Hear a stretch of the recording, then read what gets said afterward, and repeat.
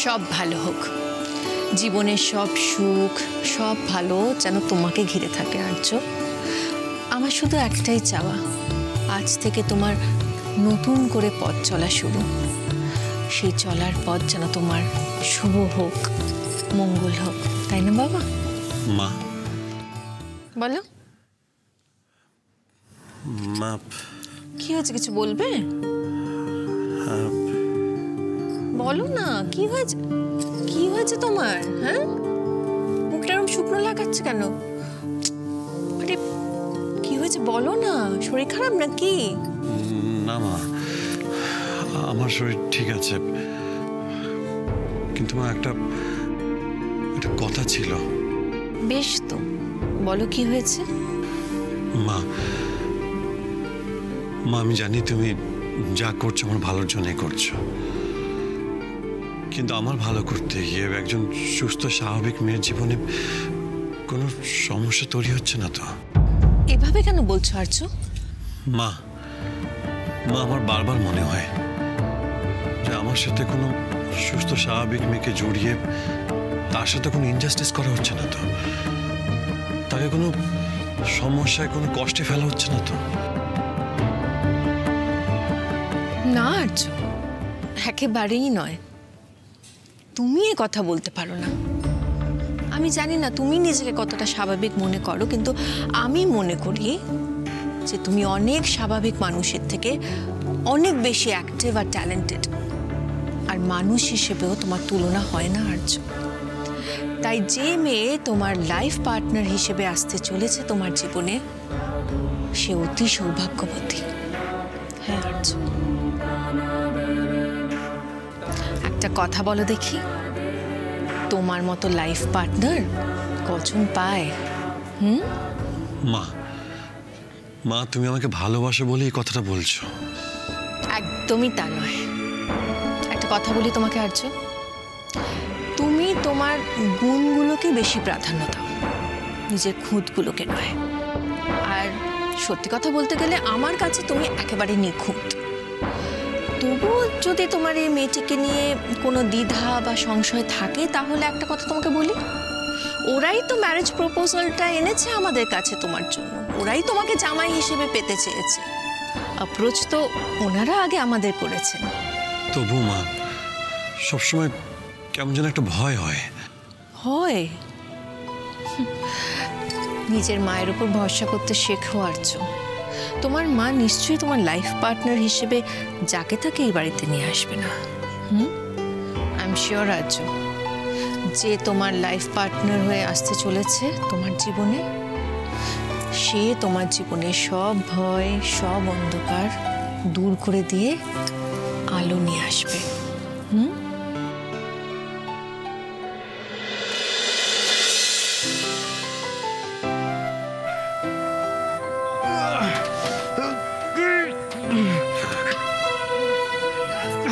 খোলো, আমায় খোলো।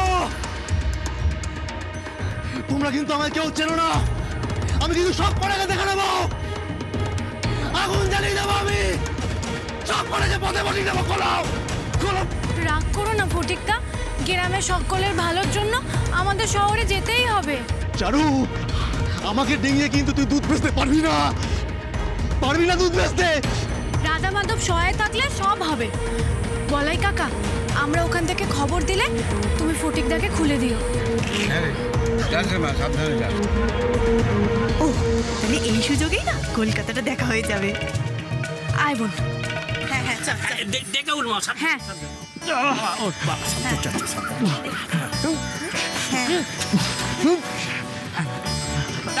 তুলে দাও আসি গো।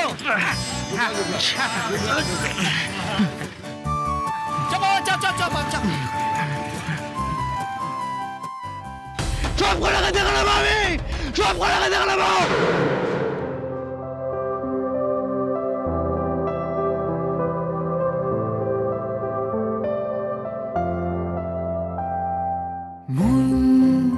সোহাগে মন যখন একা ঘর ছাড়া,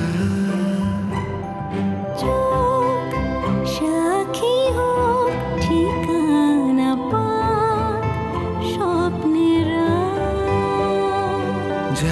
কিছু যা রয়ে যাবে অদেখার অনুভবে, মুঠো ভরা সোনালি আলো ছুঁয়ে যাব মেঘের কিন্তু অত বড় শহরে কোথায় খুঁজবো আমি ওনাকে? সেখানে সব বড় বড় বাড়ি, বড় বড় গাড়ি। উনিও নিশ্চয়ই অনেক বড় বাড়িতে থাকেন। কি করে খুঁজে পাবো মাধব? ওনার ঠিকানাটা যদি...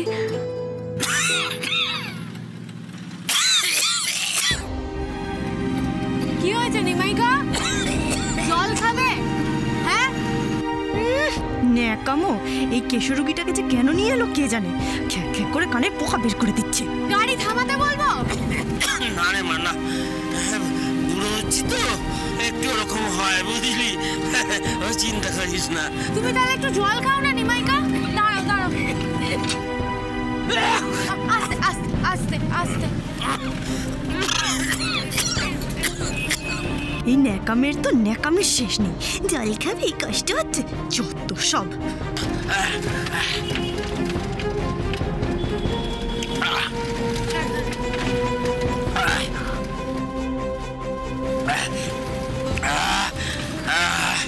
এবারে এবারে বেশ ভালো লাগছে রে মা। এবারে বেশ ভালো লাগছে। তুই কিছু চিন্তা করিস না মা, কিচ্ছু চিন্তা করিস না। এই চারু, বলছি এই বুড়োটাকে, মানে তোর নিমাইকাকে নামিয়ে দে না, গ্রামে চলে যা। সারাটা রাস্তা তো কাঁচতে কাঁচতে যাবে না। বোন, নিমাইকা বললো তো নিমাইকা এখন ঠিক আছে, আর কিচ্ছু হবে না। ঠিক আছে তো? হ্যাঁ মা, ঠিক আছে। ও নিমাইকা, তোমার গাটা যে গরম গরম লাগছে। আরে তুই গা গরম ফরম ওসব কিছু নয় রে মা, কিছু না। তুই বেকার চিন্তা করছিস। আর তাছাড়া ও গরিবের ওসব একটু আধটু হয়েই থাকে, ও নিয়ে চিন্তা করিস না। আর সাথে যখন তুই আমার আছিস মা, তখন চিন্তা কি রে? সব ঠিক হয়ে যাবে, সব ঠিক হয়ে যাবে। চ চ চ দেখি, তাড়াতাড়ি পৌঁছতে হবে এখন, চ।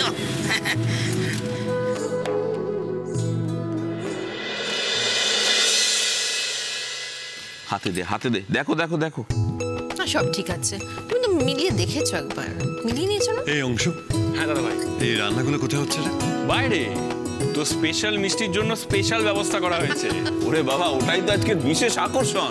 হ্যাঁ দাদা ভাই, বল। দাদা ভাই জানো তো আজকে মেনুতে সব বনেদি রান্না হচ্ছে। আচ্ছা, তুই বনেদি রান্না কেমন হচ্ছে একটু কি হিরো বোঝাবে? বনেদি বনেদি কি জানি ছিল। ও হ্যাঁ, মনে পড়েছে। যেই রান্নার টেস্টটা একদম ক্লাসিক, ওটাকেই বনেদি রান্না বলে। দূর হাদারাম চু মানে। তবে দাদা ভাই, আজকের মেনুতে কিন্তু স্পেশালি বাঙালি খাবারের উপর জোর দেওয়া হয়েছে। রে বাঙালিয়ানার একেবারে ভরপুর আয়োজন, বুঝলি? হ্যাঁ হ্যাঁ। ইয়েস মিসেস ঘোষ, বলুন। ভালো আছেন তো? অফকোর্স ভালো আছি। আপনার ইনভিটেশনটা আমি পেয়েছি। ওই প্রোগ্রামটা হচ্ছে তো? অফকোর্স হচ্ছে মিসেস ঘোষ, নইলে কি আর ইনভিটেশন পাঠাই আপনাকে? ওকে, আমি জাস্ট কনফার্মেশনের জন্য ফোন করেছিলাম। 100% কনফার্মড। কনফার্ম না হয়ে মল্লিকা মল্লিক কোনো কাজ করে না মিসেস ঘোষ। তাই তো। ঠিক সময় মতো চলে আসবেন কিন্তু মিসেস ঘোষ, আপনার অপেক্ষায় রইলাম। ডেফিনেটলি।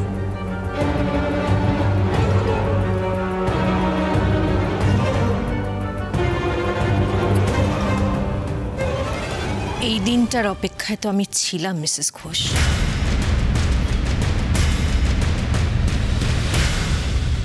আজকের দিনটা খুব খারাপ যাবে বলে মনে হচ্ছে। এক্ষুনি জানতে পারলে তো ম্যাডাম বাড়ি মাথায় করবেন। আমার চাকরিটা না চলে যায়। উফ ভগবান, কি যে হবে। গেস্টরা এক্ষুনি সবাই চলে আসবে, এখনো পুজো শুরু হলো না। আর আর্য স্যারের মিষ্টি তৈরি করার কাজটাও তো শুরু করা যাচ্ছে না দুধ ছাড়া। কি যে করি এখন, আজকে মনে হয় রক্ষে নেই। মিস্টার কুন্ডু যে তখন থেকে কাকে ফোন করে যাচ্ছেন কে জানে। কি হলো মিস্টার কুন্ডু, কোনো খবর হলো? মানে সাপ্লায়ারকে ফোন করে যাচ্ছি, আরে ফটিক তখন থেকে শুধু সুইচ অফ বলে যাচ্ছে। মানে শুনুন মিস্টার কুন্ডু, ম্যাডাম কিন্তু এইসব এক্সকিউজ শুনবেন না। উফ, আমাদের তো জাস্ট বাড়ি থেকে বের করে দেবেন। আপনি অন্য কোনো সাপ্লায়ারকে ফোন করুন। অন্য সাপ্লায়ার? হ্যাঁ, কেন আপনি কি ফটিক ছাড়া আর কাউকে চেনেন না? না ম্যাডাম, আরেকজনকে চিনি, কিন্তু রেটটা বেশি। নো প্রবলেম মিস্টার কুন্ডু, আমি ডাবল পেমেন্ট করে দেবো। আপনি যত তাড়াতাড়ি সম্ভব ওর সাথে যোগাযোগ করুন। শুধু দুধ আনলেই তো চলবে না, তার থেকে আবার মিষ্টি তৈরি করার জন্য কনডেন্স মিল্ক তৈরি করতে হবে। কত সময় লাগবে বুঝতে পারছেন?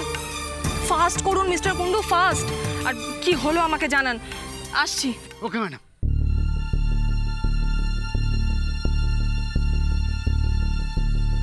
হ্যালো কুশল, হ্যাঁ কুন্ডুদা বলছি। ভাই একটা বড় সাপ্লাই আছে, দিতে পারবে? আরে মল্লিক বাড়ি, 8 ঘন্টার মধ্যে দুধ দিতে হবে কিন্তু। আরে তোমার কাছে যত আছে সব দিয়ে দাও। কি বলছো কুন্ডুদা? 9টা বাজে, এখন কি দুধ পড়ে থাকে? 7টার সময় সব দুধ বেরিয়ে গেছে। ও, সব শেষ? রাখি তাহলে। বাতি